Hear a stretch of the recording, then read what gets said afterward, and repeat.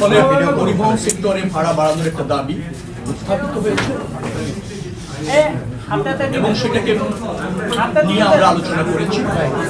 আমরা এটাকে সমন্বয় করতে চেয়েছি, ভাড়া পরিস্থিতির সাথে সমন্বয় একটা দাবিও আছে, যেহেতু জ্বালানির দাম বেড়েছে, সেটা বিবেচনায় নিয়ে আমরা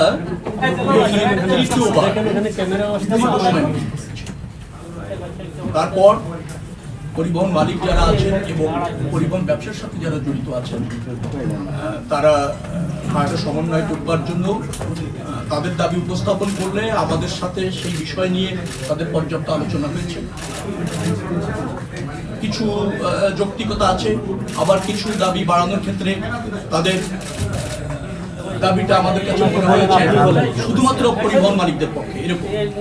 তো জনস্বার্থ বিবেচনা করে আমরা সরকার এখানে আমরা সিদ্ধান্ত নিতে সক্ষম হয়েছি যে পার কিলোমিটার ঢাকা এবং চট্টগ্রাম মহানগরে 11 পয়সা বাড়বে।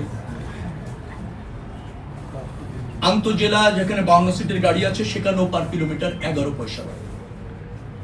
আর ডিটিসি একটা এরিয়া আছে আপনারা জানেন, এবং মিনি বাস সেখানেও পার কিলোমিটার 11 পয়সা বাড়ানোর একটা সমন্বয় করার একটা সিদ্ধান্ত নিয়েছে। সমন্বয়, কারণ আমাদের আগেই একটা ফর্মুলা আছে যে তেলের দাম বাড়ার সাথে সাথে কতটুকু সমন্বয় হবে ভাড়া, তার একটা ফর্মেট আছে। তো তাতে যেহেতু 15 টাকা বেড়েছে, তো সেখানে পরিবহন মালিক সমিতির দাবি ছিল প্রায় 28 পয়সার মতো। তারা সেখানে ডলারের দাম বাড়ার ফলে তাদের যে পার্টসগুলি ইম্পোর্ট করতে হয়, বাস ইম্পোর্ট করতে হয়, সেখানে আগের চেয়ে অনেক বেশি ইনভেস্ট হচ্ছে, ব্যয় বাড়ছে, মেইনটেন্স ব্যয় বাড়ছে, সেটাও তারা এখানে যুক্ত করতে চেয়েছে। তারপর আরো কিছু বিষয় তাদের দাবি আছে, সবকিছু মিলে 28 পয়সার মতো তাদের দাবি ছিল। পরবর্তীতে এসে ক্যাব সহ অন্যান্যদের পরামর্শ করবে, এসে এটা 22 পয়সাতে এসে থাকে। আমরা সর্বশেষ গতকাল এবং আজ 2 দিন সবার সাথে মিটিং করে যারা এই সেক্টরে যুক্ত 11 পয়সা পার কিলোমিটার বাড়া না সমন্বয় বলবো আমি সবসময়ের জন্য একটা সিদ্ধান্ত নেওয়া হয়েছে। এবং এটা আগেও ছিল, তেলের দাম বাড়লে কিভাবে সমন্বয় হবে, তেলের দাম কমলে কিভাবে সমন্বয় হবে। এবং আপনাদের এও জানিয়ে রাখি যে এই সমন্বয়টা শুধু এবার বৃদ্ধির ক্ষেত্রে না, তেলের দাম পুনরায় কমলে আবার এই একই প্রক্রিয়ায় ভাড়া কমবে। আবার তেলের দাম যদি বাড়ে কোনো কারণে, তাহলে একই প্রক্রিয়ায় ভাড়া সমন্বয় হবে। অর্থাৎ এই সমন্বয়টা একটা চলমান প্রক্রিয়া থাকবে। এর জন্য নতুন করে আর মিটিং করে সিদ্ধান্ত নেওয়ার প্রয়োজন হবে না বিধায় আমরা মনে করেছি। তেলের দাম বাড়া কমানোর সাথে সমন্বয়টা কি হবে, একটা প্রজ্ঞাপন জারি করে বিআরটিএ ওই ফর্মুলা অনুসারে ভাড়া নির্ধারণ করে দেবে। ঢাকা চট্টগ্রাম মহাসাগর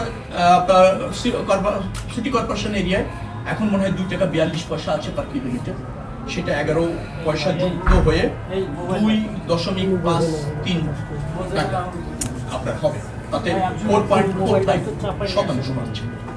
আবার যদি আন্তঃজেলা যান 2 টাকা 12 পয়সা আছে, সেখানে আবার 11 পয়সা যুক্ত হবে, 2 টাকা 23 পয়সা হবে পার কিলোমিটার, সেটা 5.19%। আবার ডিটিসি এরিয়া যেটা আছে সেখানে 2 টাকা 32 পয়সা আছে পার কিলোমিটার এই মুহূর্তে ভাড়া, সেটা 11 পয়সা যুক্ত হয়ে 2 টাকা 43 পয়সা হবে, যেটা 4.74% বাড়বে। আর এটাই হচ্ছে এই মুহূর্তে সিদ্ধান্ত। তাদের অন্যান্য বেশ কিছু দাবি ছিল, সেটা আমরা এই মুহূর্তে বিবেচনায় নিচ্ছি না, নেওয়ার সুযোগ নেই আমরা বলেছি। তো আশা করছি যে যতটুকু সমন্বয় করা এখানে হয়েছে, সেটা এই পরিস্থিতিতে যেহেতু জ্বালানির দাম বেড়েছে, আমরা এতটুকু সমন্বয় করতে সক্ষম।